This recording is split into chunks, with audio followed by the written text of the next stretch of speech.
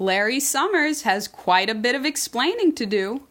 First of all, how is Larry going to explain what happened last Wednesday at the Israeli embassy, when old Larry dropped in on the Independence Day celebration to make a statement completely opposite to the president's Middle East policy, asserted by Clinton's State Department and Robert Gates' Department of Defense?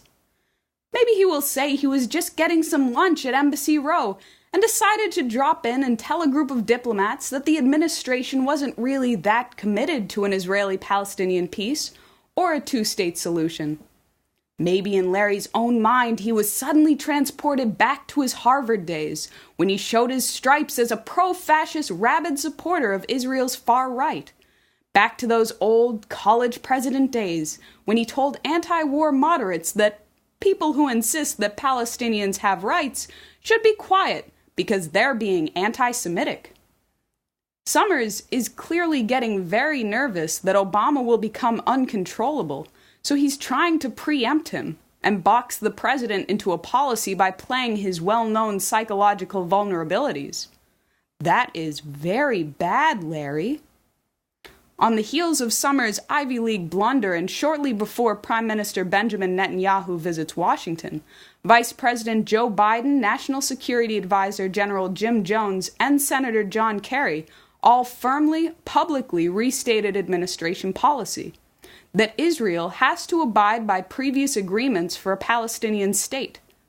It was reported that General Jones said that the new administration will convince Israel to compromise on the Palestinian question and will be more forceful in pursuing peace.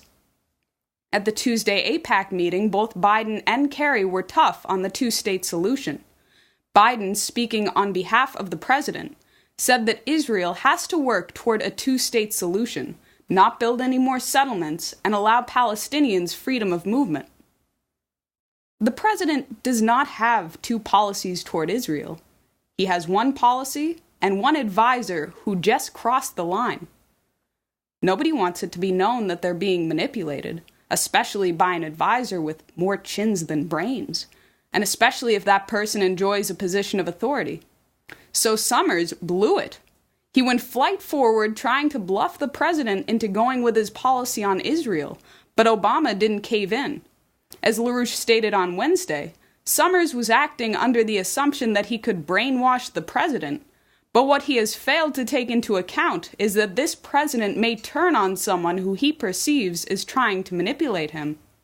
So Larry made a big mistake.